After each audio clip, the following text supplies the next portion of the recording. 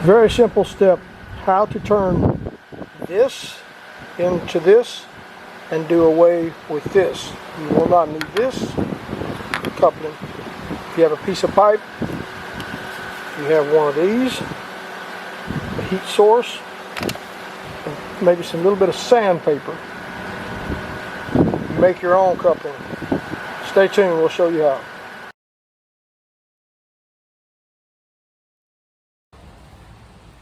Hello guys, my name is Larry and welcome to my YouTube channel. Today I'm going to show you how to make your own flare or your coupling if you don't have one around the house and you may be out in the back 40 and you need one, you don't want to run to town. You can make one with two pieces of pipe. You use two pieces of pipe like this to make one. This is what we're trying to achieve right here. What you see, a coupling that goes on here, and then of course this goes on here like that. Say for instance you need one, you don't have it, you can always make your own. We're going to be working with 3/4 inch pipe today. You can do this with 1/2 inch, 3/4, 1 inch, 1 1/4, 1 1/2. I have not tried it with 1 3/4 or 2 inch, but anyhow, that's what we're going to work with today is what you see here. Now, you'll need to get you two pieces of pipe, of course, whatever size you need. We're going to be working with this short piece here, and this long piece will cut us a section out of it to actually show you how we're going to work this. Now, one of the most important things is if you're using a tool like this right here and you go over and you cut this piece of pipe, normally it's not going to cut it just perfectly straight. In that case, if it's a little crooked like this one is here, I don't know if you can see it there, it's a little humped out right in this area. I'll take me a angle grinder with some sandpaper disc on it, and I'll just go in there and make sure that it's chewed up just like you see there. Now, if you look at the video, you're going to see that I have this pipe here kind of chamfered or beveled off, and this is the piece that's going to go inside of this section here that we're going to be making the coupling out of. Now, what I do on that is I just come in here, for instance, this piece right here, as you see, a little chamfer. You can do this with sandpaper, or you can rub it on concrete until you just, get it to where you want it. Just kind of knock that edge off of there. And that's going to be the piece that we have here now. Don't get confused, this piece is different. And you'll come in here and just do so.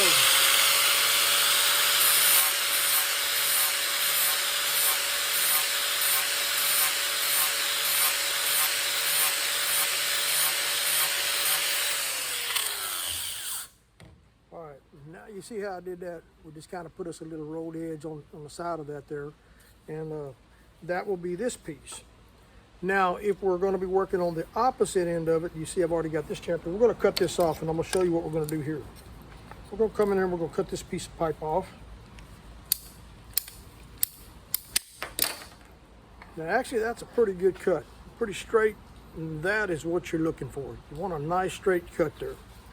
However, to make the project easier, we want to kind of chamfer or cut this inner liner down at an angle as well. Similar to what we did here, but we're doing it on the inside. Now, to do that, I've got my old trusty old rigid drill here, and I got a step bit. And what I'll do is I'll go inside here, just like you see right there, and I'll roll that around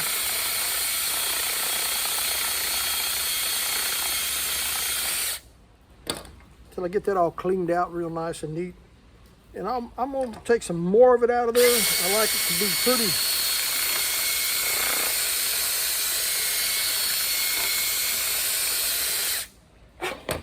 There we go. Make sure you got it nice and clean. Once you cut that edge down and put a little 45 or a little bit of angle inside here, it's more likely to slide over this lip right here. It'll be a lot easier to go over it. So that's pretty important. Like I said, the two other things is making sure that pipe is cut off straight and flush. Same thing here, straight and flush. Once you've got that done, you pretty much got the hardest part of the project worked out. Now, I apologize for coughing there, but sinus has been giving me a little trouble. In my age, I guess you have all kinds of problems and things happening, right? So the next step is you need to have some type of heat source. Now, for the purpose of this video, I got this old Drill Master heat gun. It's not the best in the world, but it'll get the job done. So what you're going to try to do is you're going to try to heat this pipe up. Now you can, up to about this area right here, from here to here. Now you can heat it up as far as you want to go, and I'll show you a little bonus at the end of the video, and I'll try to explain in detail without doing it. But first off, let's show you how we're going to heat this up, and we're going to get it to go over this section right here. Take no heat gun.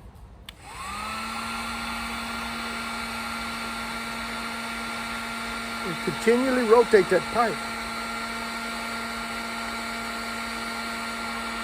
Try to heat it as evenly as possible. And you might want to have your glove on that left hand, because you might need to help guide this collar or this piece of pipe over the other section of the pipe.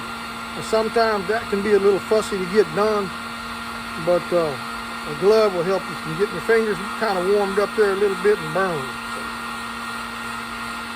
might get your glove, like I said. You'll kind of actually see this pipe start swelling up right in this area. You might be able to catch it in the video, I'm not sure. But yeah, keep warming that booger up, just like I'm doing so here, rolling the pipe. Taking the heat gun. Try to be as consistent as possible. And every so often you can go in here and check this thing. See how soft it's getting?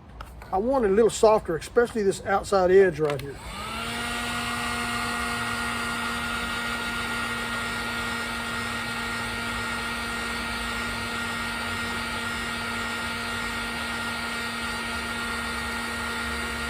If you got to get that edge over it, or else you're not going to get very far at all.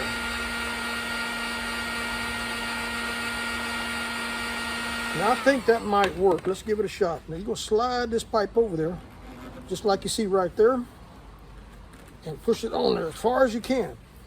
Now you don't want to be twisting this section as you're pushing it on there, because if you do, you'll put a little stress in here and you might form yourself a crack there.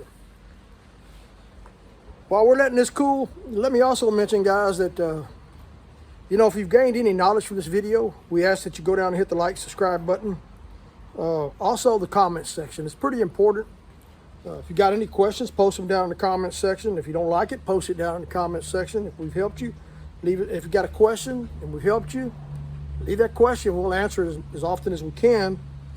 But you would not believe how far or how much it really helps when you hit the like, subscribe, and you go down there and leave us a comment. It really helps this video get out there and reach other people. So we ask that you please remember that. It does help this old mom and pop shop a lot. And we really thank you. Now back to the video. You're gonna let this cool down. What you may wanna do is actually put this in a bucket of water, if you got a bucket of water around you, and that will cool it off faster, but you don't wanna start twisting and turning until this thing is actually cool. Now, to speed up the video and for the purpose of the video, I went out there and I doused this in some cold water, or faucet water. Now let's see if she comes off. We're gonna take her and twist her right here a little bit and twist it and just start pulling. Voila, there you go. You made you a nice coupler. Let's see how it goes back on there. Let me grab a rag, wipe that off a little bit.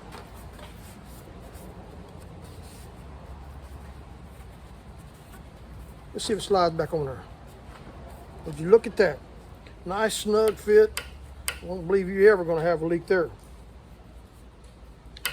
Believe it or not, folks, this old pipe is marked made in USA. That's pretty incredible. Now, a little addition to the video.